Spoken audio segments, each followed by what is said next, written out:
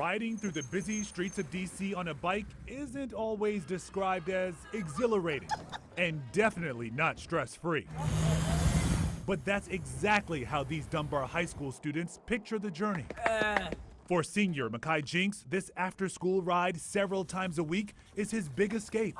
Last week, laying in my bed, I hear like 4 or 5 shots pop off.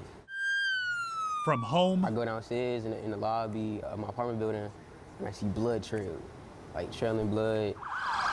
to school, Jinks says it is tough to get away from the violence. Dunbar High School lost several students this year alone. A 17-year-old was D.C.'s first homicide of 2023. 2 other students were shot and killed at the outset of this school year. I turned my phone on, notifications about 2 teens shot in Northeast. This person stabbed in Northeast, like something happened in Southwest or Southeast. And it happens way too much. Don't get caught with that. This cycling program, Prime Ability, was started by Dunbar High School teacher Alex Clark at the beginning of the COVID-19 pandemic to keep students and himself on the right path. Teen violence went up and skyrocketed crazy during the pandemic. It continues to go up. According to DC police data, in the district, 11 children were killed in 2020, 12 the next year, 18 in all of 2022, and 18 so far this year. I would say, within my career, it's probably somewhere around 12 students. Somewhere around 12 students that I've personally have had a relationship with that I've lost.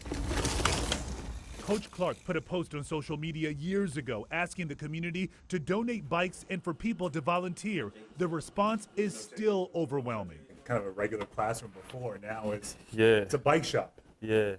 So we got pretty much everything. Anybody that comes in here that's a bike person, they come in here and they say, this is a lot better than a lot of the bike shops that they've ever worked in. From none to roughly 70 bikes, Coach Clark's program has shifted into a new gear. The students aren't just riding, but learning to assemble and repair these bikes. The rides are also a bit more challenging. You got it in you? Can you do it? Yeah. They're going off-road for training and competing against other cyclists in the region, continuously overcoming obstacles. Anybody fall? Anybody fall off the bridge? hey, fall off the Yeah, I feel like right there. The determination and resiliency of these Prime Ability cyclists was on display for everyone to see when one student crashed during the race and with 1 mile to go, carried his bike across the finish line. Coach Clark says this has been his biggest prize, watching his students press forward with grace. The most capable-minded, the brightest minds of our future. But, our students go through a lot. And they go through a lot in order to just show up every single day. For Jinks, it's an easier ride showing up each day. This is not only his big escape, but he calls it his safe space. Pretty much changed my life because of the environment I'm in. I could just turn my mind off of what's going on in my neighborhood and stuff like that.